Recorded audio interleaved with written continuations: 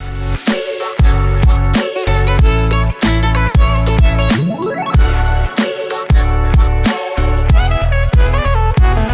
have a return guest. We have a return audience.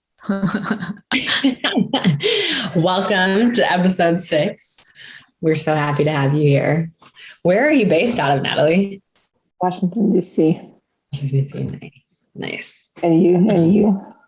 I'm in Arizona. Holly, where are you at right now? I'm in Amsterdam right now. But I did go to grad school in DC. I went to GW and lived in Crystal City.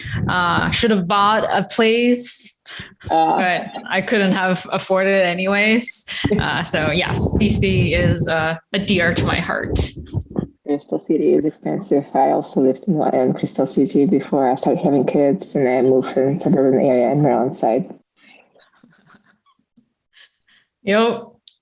Which neighborhood right now? Potomac. Oh, nice. Cool. Nice.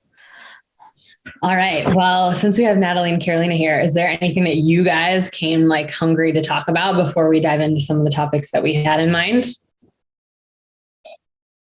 My head is all about subscriptions now. So if you maybe have tips, maybe flows, just the basic looking what people do to optimize conversion. When you say you have people onboarding and you want to pop up appropriately, subscription offer in the app. Yes, like in-app campaigns. Mm-hmm. Holly, I'll let you take your stab at this one. I didn't hear very well. So you mean how do you engage people with in-app campaigns? Yeah, maybe the libraries. Sometimes people publishing flows, and specifically, I want to see examples of, let's say, onboarding that followed by a subscription offer within the app. And maybe examples that is been done correctly and it's appropriate for people to convert from free users into subscribed users within the app. Mm-hmm. You mean the nurture flow and a conversion flow, probably. Yeah, it might be new users coming and you want to show it. Maybe it's existing users and you're showing the offer for subscription to upgrade experiences. Got it. Yeah. I would say for mobile in general, because testing for mobile is pretty is pretty relatively easy to set up with the tools. There could be many different versions. So typically I would just test a lot. Yeah. Yeah. And depends on the type of app you have. Honestly, the earliest experts for mobile are all mobile game folks who just test so many different versions of the gameplay or the different offers to upgrade of different combinations of things. They're just the true experts in I think the growth marketing / experimentation. So sometimes when you hire a mobile growth marketing person, 90% of the chance they grew up in mobile gaming. It's very applicable in that world. Interesting. Yeah. Cool. Well, Carolina, welcome. If anybody has any other discussion topics or questions that they want to chat through, feel free to drop them in the chat or you can jump on and chat through them. Otherwise, Holly, I think we have some stuff that we want to touch on. Cool. Yes. Awesome. So as we talked about earlier, Holly, something that's on my brain is the motion from, I think the hot thing right now is product-led growth, but then once that engine is built, Obviously the goal becomes now let's increase our, ACV, let's move more enterprise, and that motion to where do we start, right? You have all these users, you have typically in the PLG model, like users across different personas or use cases, like where do you even start? And what are some of either the tools or the processes or like cadences that you focus on in terms of here's your PLG engine or database of users, like what is the first thing you focus on? Holly, would be super interested to hear just your perspective on that. And then I can chime in with just some of the things that I'm thinking through. Yeah, that's lots of my clients are trying to do that. I would typically recommend three big things. One is metric, defining what is the success metric. When do sales teams start to touch the users or the teams? How do you actually figure out the teams that are most likely to upgrade to an enterprise? So like a metric. And two is the people / like a team, because people with more of a PLG experience and people with more of a demand gen experience, they actually like typically grew up in different worlds. I've seen a lot of people who transition into PLG. So some of them have almost like a B2C experience. They have more of a scalable, high volume, high velocity acquisition background, and then they went to PLG because it's almost similar to a consumer acquisition versus more of a sales assisted or sales led motion. The demand gen folks typically grew up in more of an enterprise world. They typically worked at a company who targets, ACV of like $1 million+ type of deal. It's highly targeted. You know exactly the ICP for these targets, and they're working with a CPA of 1,000 per lead or something like really really high if based on their conversion rate, obviously. So like the building the team who has the expertise, who can very quickly adapt to the new growth model, and train your sales team for a different mode of operations. That would be like a pretty big transformation of process and people. And then thirdly is actually creating the system and tools to enable this new segment of process in motion, because the type of tools you use for the sales assisted and sales led motion is typically quite different. So in a PLG motion, because you typically have a higher volume of users or just like number of records, you will want to optimize for tools that has the type of pricing model that allows for millions of records versus a sales assistant model. You're working with hundreds of leads or like thousands of leads, but you want to have a lot of information about each one of them, and you may have many touches of these like several thousand people. So the type of tools, of CRM tools, of data enrichment tools, of engagement tools could be very different.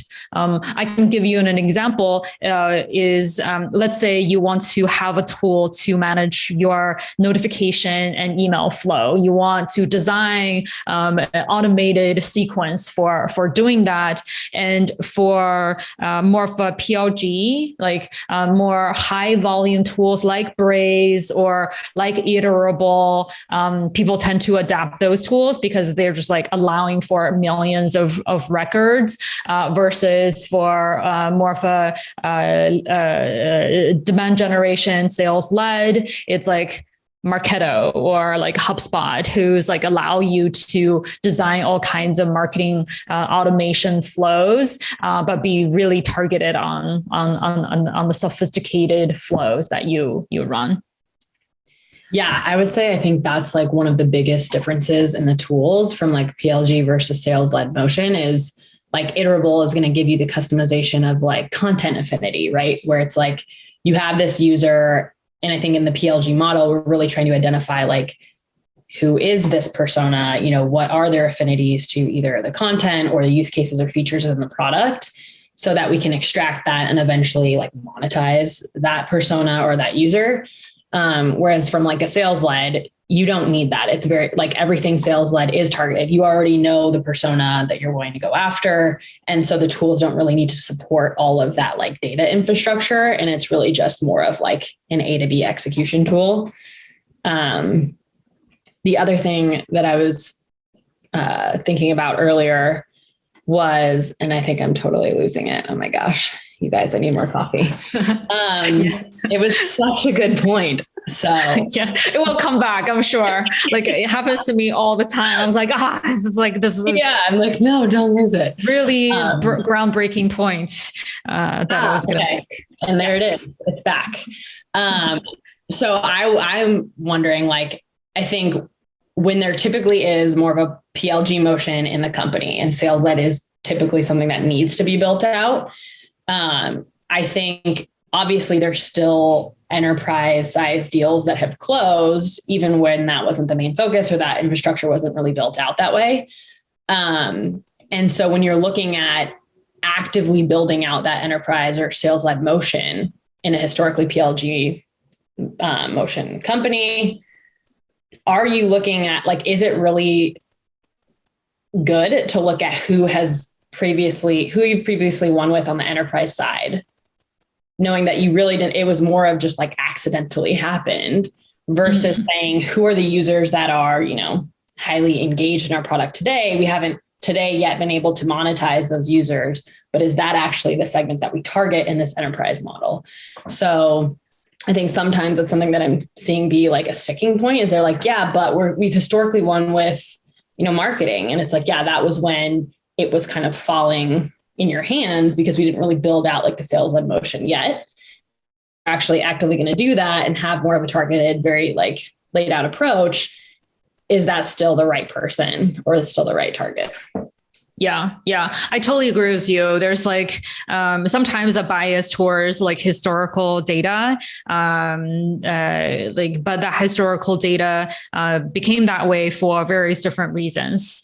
So I would actually start with looking at like the actual LTV by segment and say, okay, which segment it actually drives the highest value for the company, and of course the definition of value can mean many different things. It can be like rate of conversion. It could be like time to close. It could be like AOV or like a retention rate. But ultimately, all these factors contribute to calculating your LTV. So that should be almost like the foundation to find your best segment. Sometimes people only look at the end number, but not looking at velocity and conversion rate. So that is a key factor as well. Because imagine if you can close 10 deals of 10,000 per deal versus you can close I don't know, like 1,000 deal. Well, more like 2 deals, but like 1 million per deal, like that, the value is different. If you close it in like 6 months versus like a month, and also like with the time frame view, that could be different. And from a persona perspective, certain segments I noticed that tend to convert at a higher rate. I don't know if like Karina, I'm curious to hear you like marketing and sales and product teams have typically they're like just probably they're very used to having a lot of tools. So they're like very open to explore new tools, adapt new tools and try them.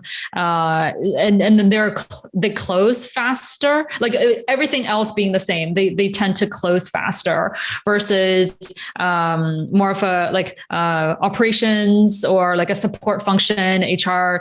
You almost like have to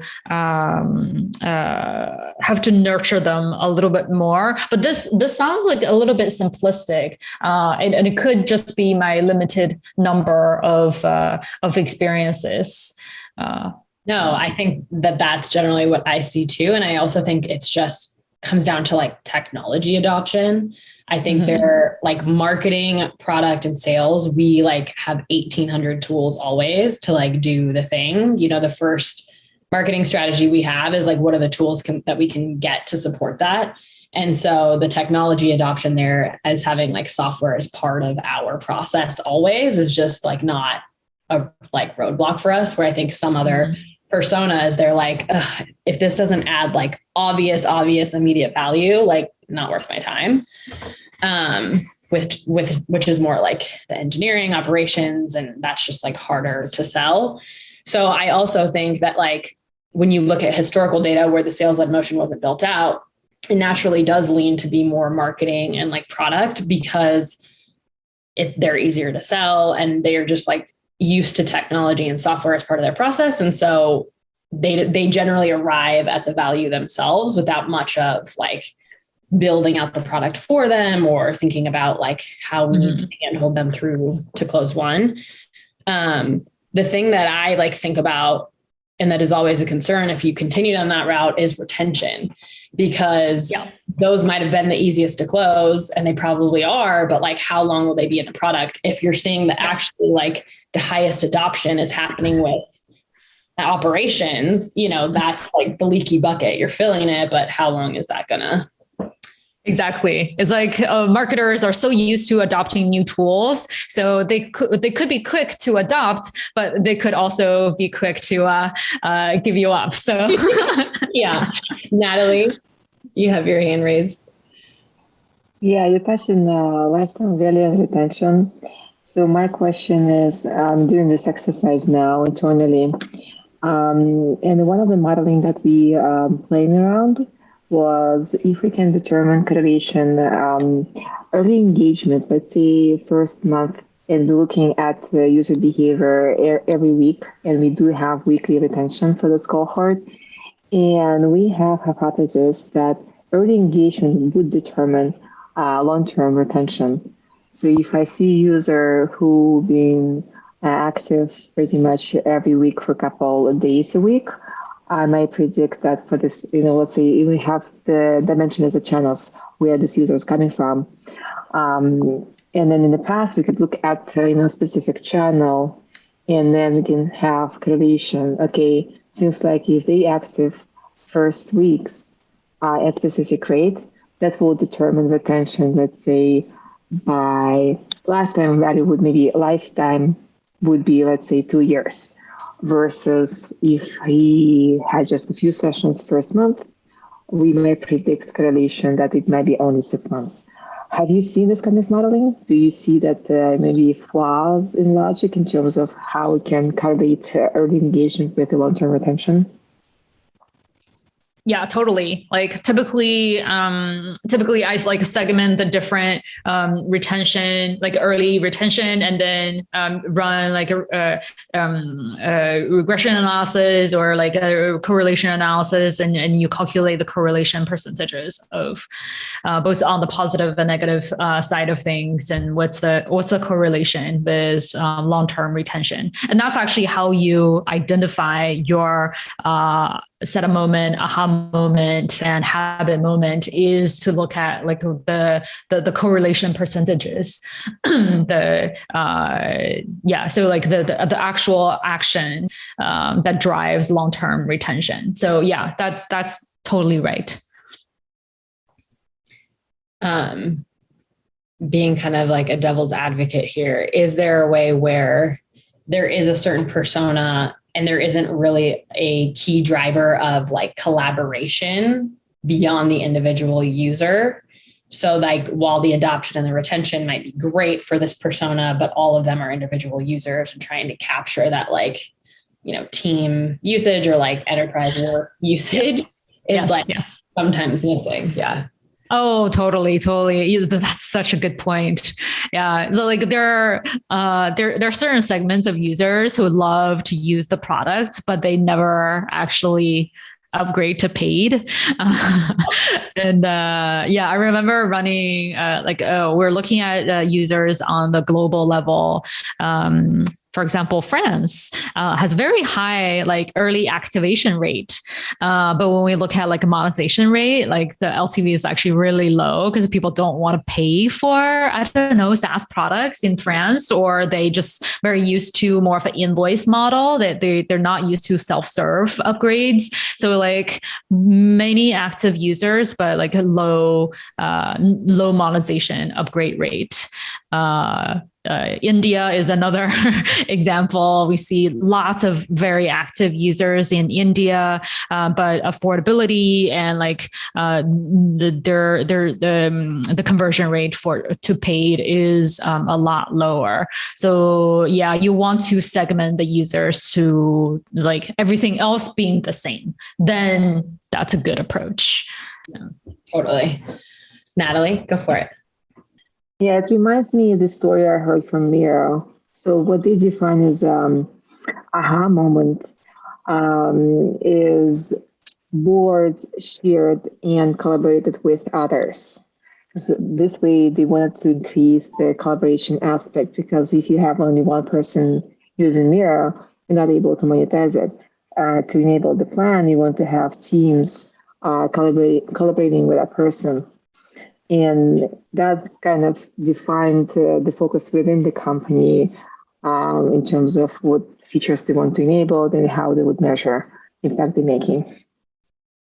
Oh, totally. Yeah. So your question is having multiple people in the team correlate with higher LTV?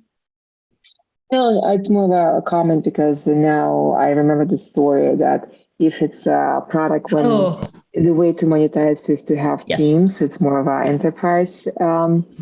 That means the action should involve multiple people to measure. Yes.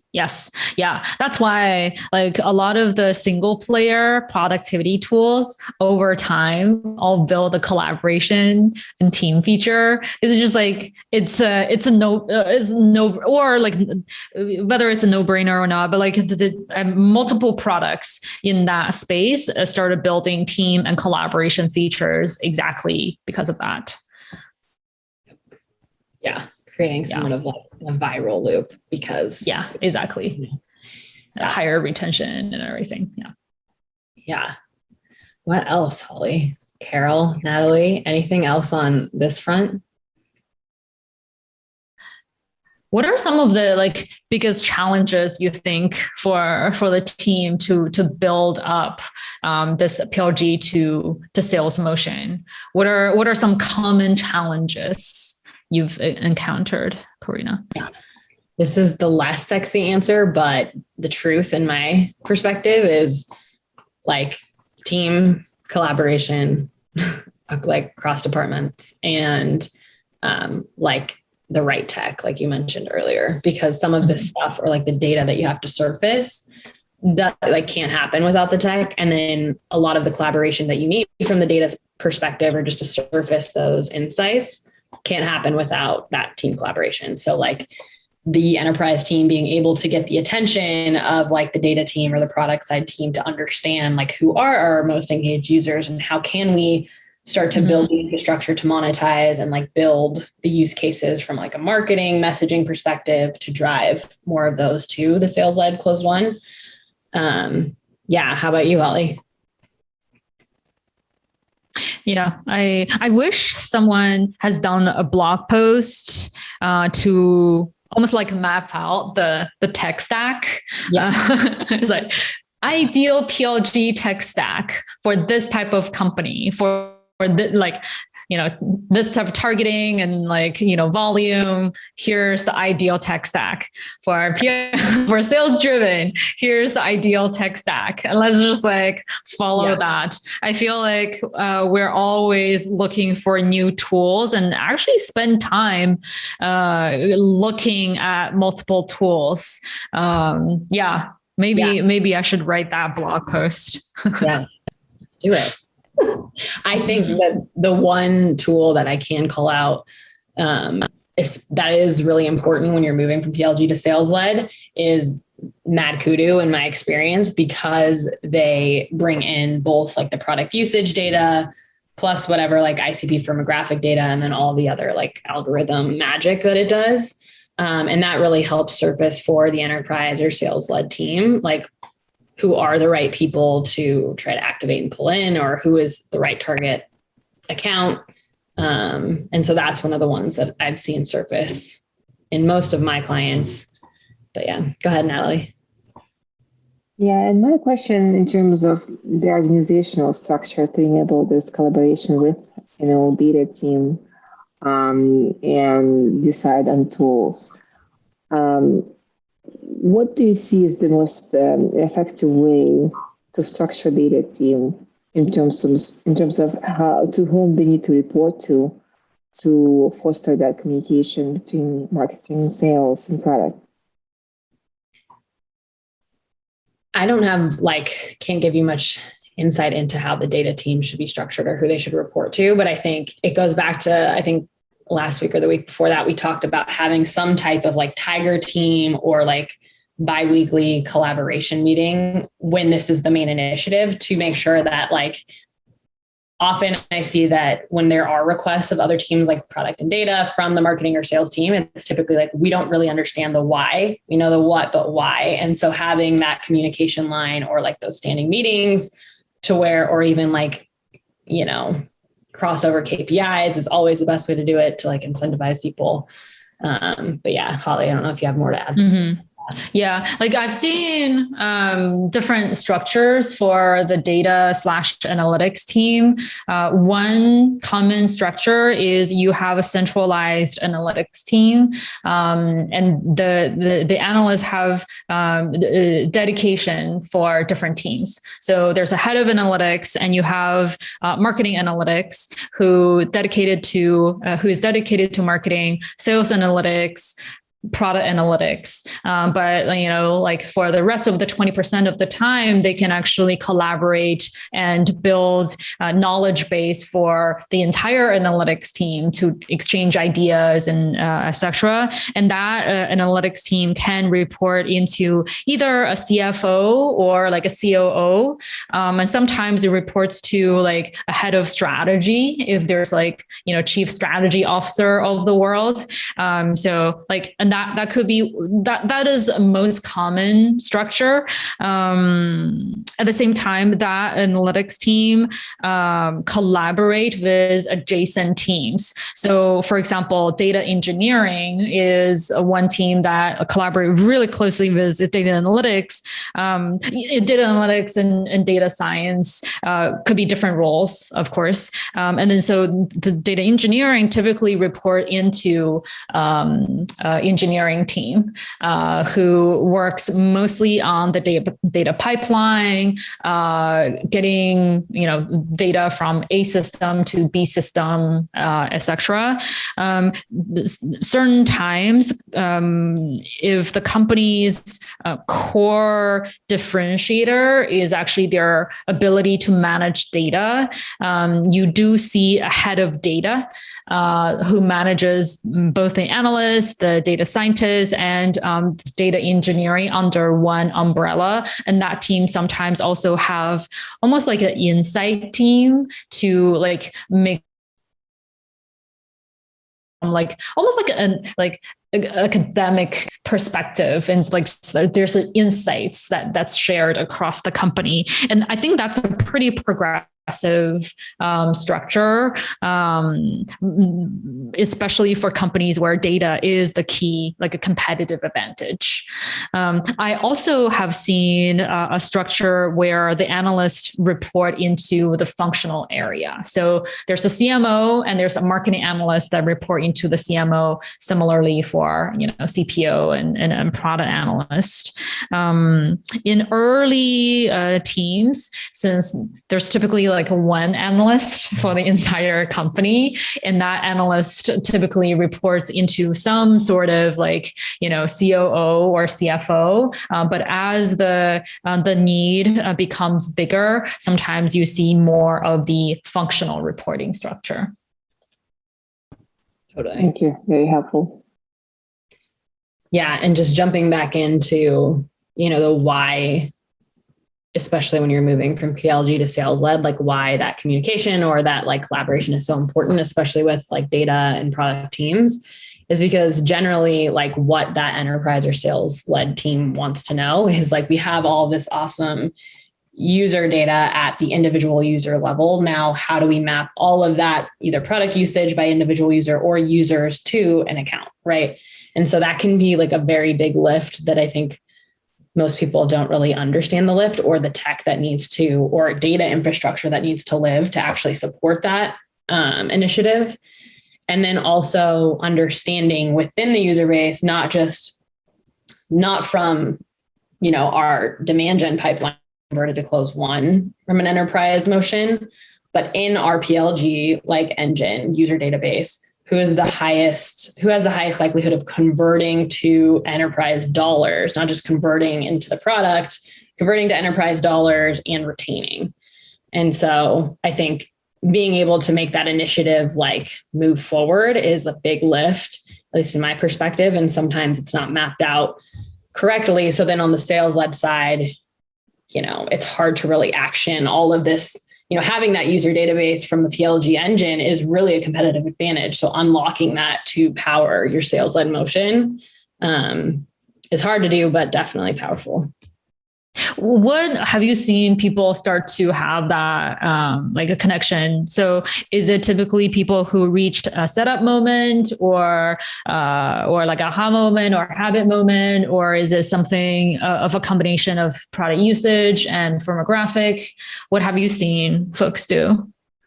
I think it depends on the maturity of like the data infrastructure or what type of product usage like key indicators have been mapped out or like noted. So sometimes it is like, how many times have they, viral loop, right? How many times have they collaborated with somebody or shared with somebody? And that is a key indicator based on historical data that this person is highest likelihood of X, Y, or Z.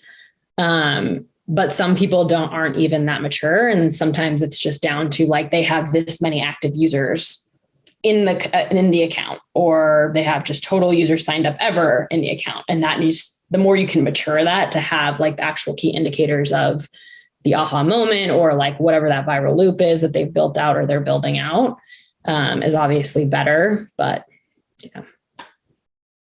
Mm-hmm. Yeah. Like in early days, especially like having something is probably better than nothing. Like I've seen teams having a sales team to touch every single new signups, and that's obviously a lot more expensive. And you can't really like spend tons of personalization, and the conversion rate is lower. At the same time, there's always a fear that if we are not touching everyone, we may miss some of the leads that may not show like early signs of success. So that's always a struggle, I feel.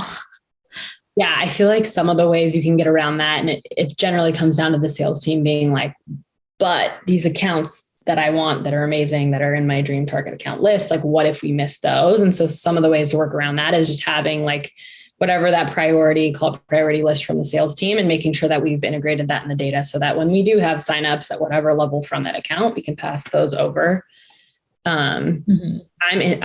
This reminded me from either last week or the other week, Holly. I'm interested to see like how it's panning out. I know you mentioned you were having the BDRs reach out as product specialists, and that's something that I was thinking about this week too. So how's that going? Yeah, for sure. Like it is ongoing.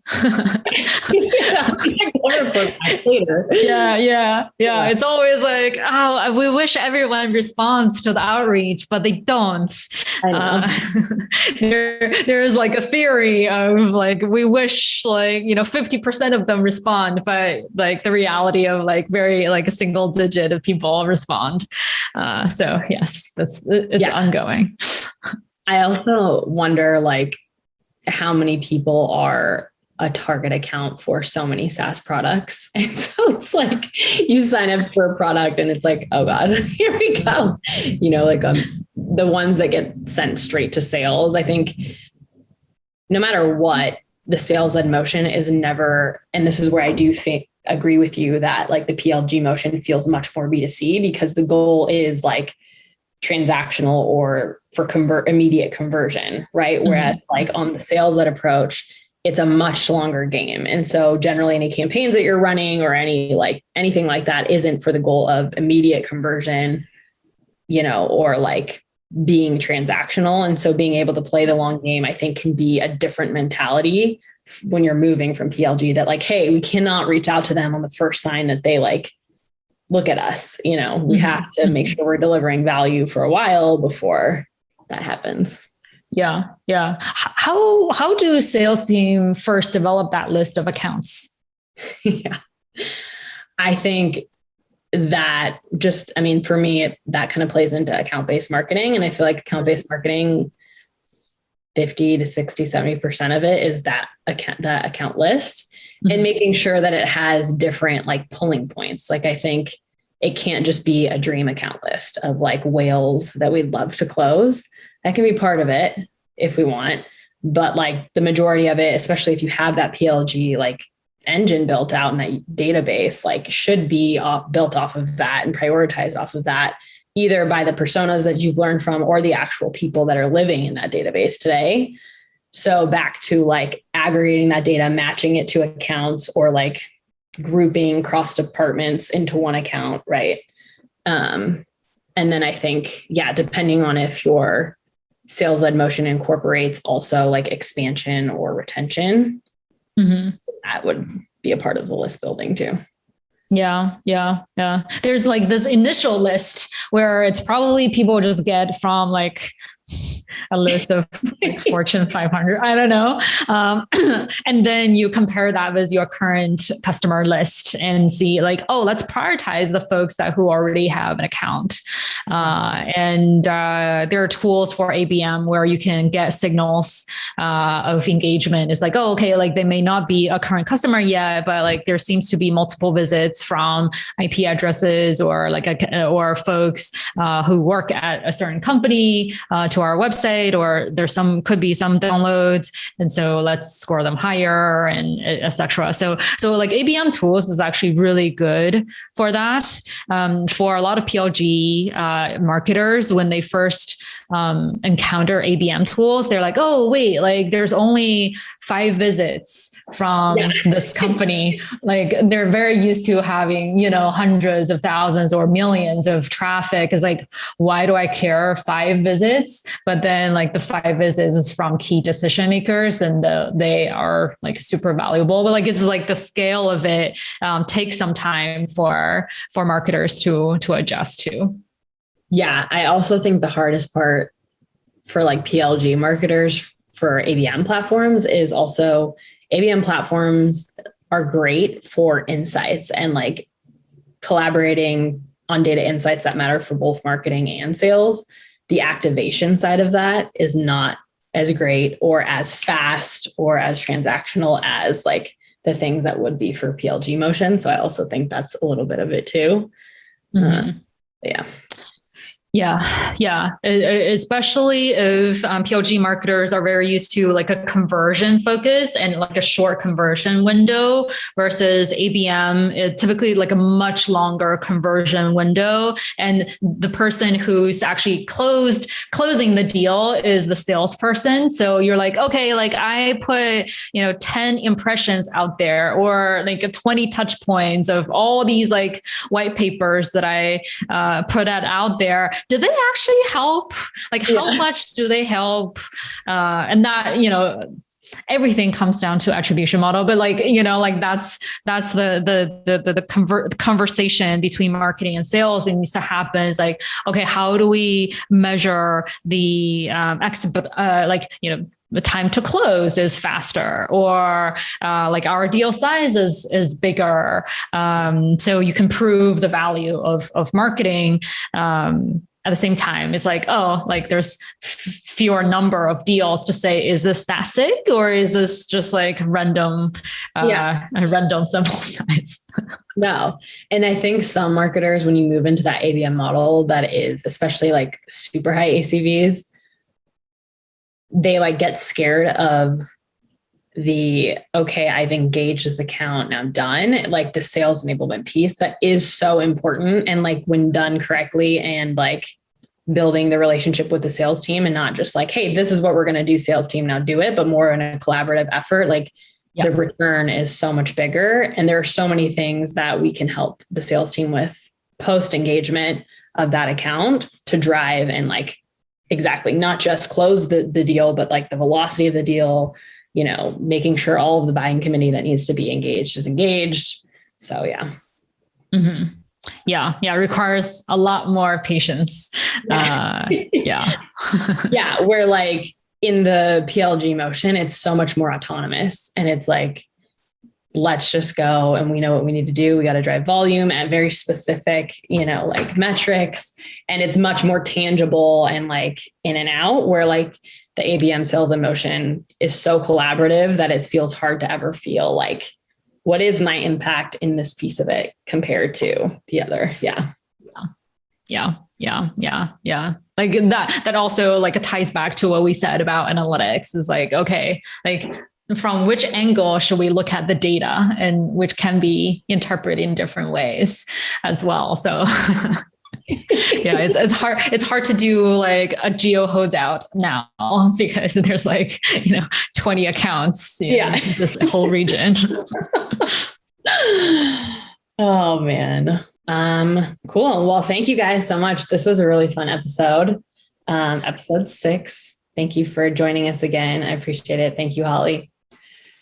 Yeah. Thank you, everyone. It's always a fun conversation. Yes. I really appreciate the attendees bring super stimulating, practical questions. Yeah. Keep us close to the ground for sure.